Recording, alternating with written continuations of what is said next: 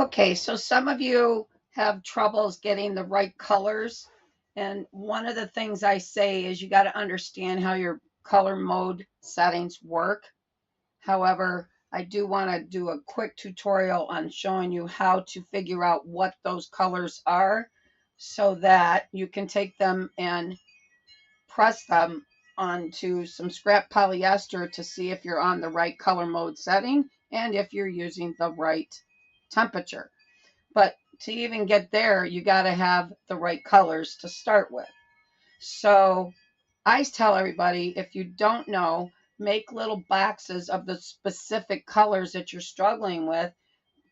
And you do that by figuring out what the hex is. So I started a project so you guys could see things. And this is it right here. Okay.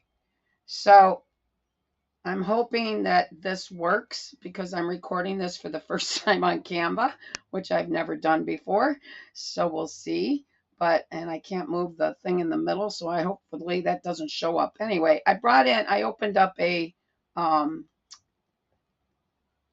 project on Canva very quickly, 8.5 by 11 and 11 by 8.5. Okay.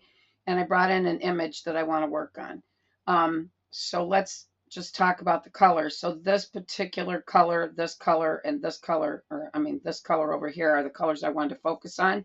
So what I did was I added a page and I created boxes that I lengthened. Okay. And what I did when I clicked on the box, because I brought in my square and made that square. Then I clicked on this. Actually, I clicked on the box and I went up to the color mode and I selected the color from the photo colors. So this one is right here, this one is right here, and this one is right here. That's from the actual color photo. Okay, selection.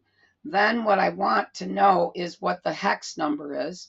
So I clicked on this color and I went up to the rainbow circle and I found out what the hex number is. So I'm just going to copy that.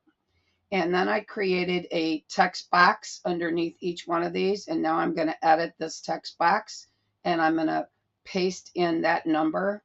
And then I'm just going to make it bigger so I can see it because, that part. Yeah, it's nice when you can see it because what good does it do if you can't see it? All right, so we want to move that underneath. All right, so I'm putting that right underneath that box there so that I know when I go back later, if I want to redo this, I can put that particular color in. Plus, I'll know exactly how to press these three colors together and get them to turn out correctly. So now we're on this one. Again, going up to edit and then the color circle and grabbing that hex number. Copy and pasting it into that text box that I added underneath my square that I turned into a rectangle that I filled with that color. So once again, paste and make that bigger and move it so that it's underneath the image. Okay, it doesn't need to be up in the image though. All right.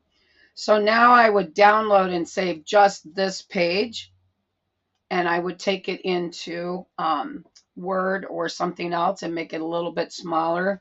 And I would try different color mode settings and also probably a couple of different temperatures. I can tell you that this one would probably, because of this color right here, would probably print really great on an Adobe RGB, but that's not always the case, which is why you should definitely do test printing. I'm doing a quick video to help you guys learn how to do hexing. So once again, just to recap, I brought in this image from my uploads. This was the one I was quote unquote struggling with these three colors. This one, and this one, trying to get them to press correctly.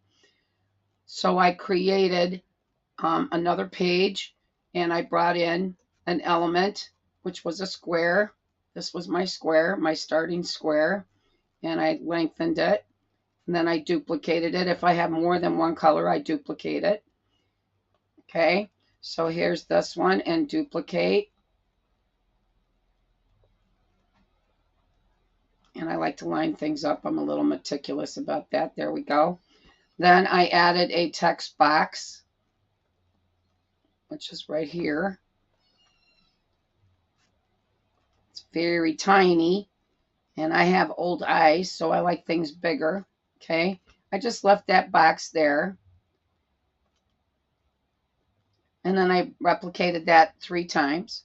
Then I went to this and I clicked on edit the color. I scrolled down to the first color and changed it.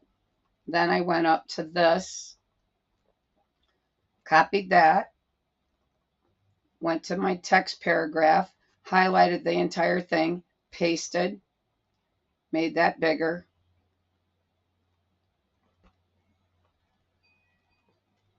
to where I could read it, put that box, put that underneath my image, and that's what we have up here. I hope that helps.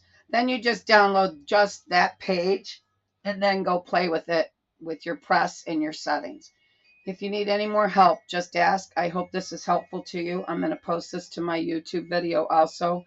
So wherever you're seeing me from, I hope you find this helpful. And if you need extra help and in-depth help for anything like this, come join Rocket Sublimation for Rocket Sublimation for beginners to the experienced, or Sub for Beginners, the big group that's got 174,000 people in it.